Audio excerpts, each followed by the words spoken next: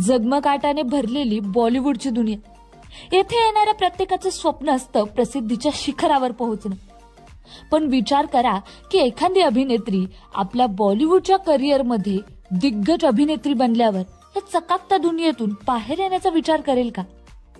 पण या सर्व परिस्थितीला अपवादात्मक ठरली ती बॉलिवूडची दिग्गज अभिनेत्री.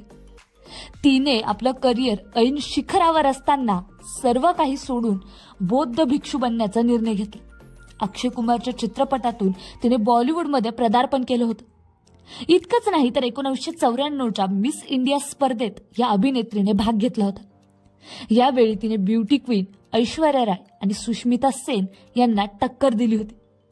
यानंतर या अभिनेत्रीने मिस टुरिझम इंडियाचा किताबही जिंकला होता.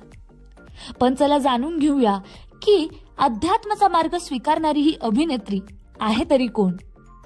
तर बरखा मदन असं या अभिनेत्रीचं नाव आहे. बरखा हिने आपल्या बॉलिवूड करिअरला सोडून अध्यात्माचा मार्ग स्वीकारला. 1996 मध्ये बरखाने अक्षय कुमार बरोबर खिलाडियों का खिलाडी या हिट ऍक्शन चित्रपटातून बॉलिवूडमध्ये पदार्पण केलं होतं. हा चित्रपट खूप यशस्वी झाला होता. यानंतर राम गोपाल वर्माच्या सुपरनॅचरल थ्रिलर भूत या चित्रपटाने तिला चांगलीच प्रसिद्धी मिळाली होती. तिच्या भूमिकेचं समीक्षकांनी भरपूर कौतुक केलं होतं. या चित्रपटात तिच्यासोबत अनेक दिग्गज कलाकार होते.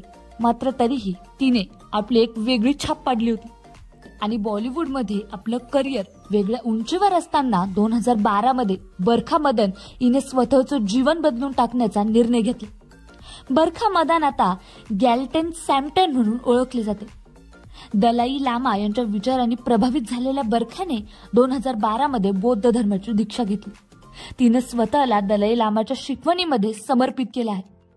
पर्वतीय मठामध्ये ती राहते. सोशल मीडियावर ती फोटो शेअर करत असते. यात तिचा आध्यात्मिक जीवनाची झलक पाहायला मिळते.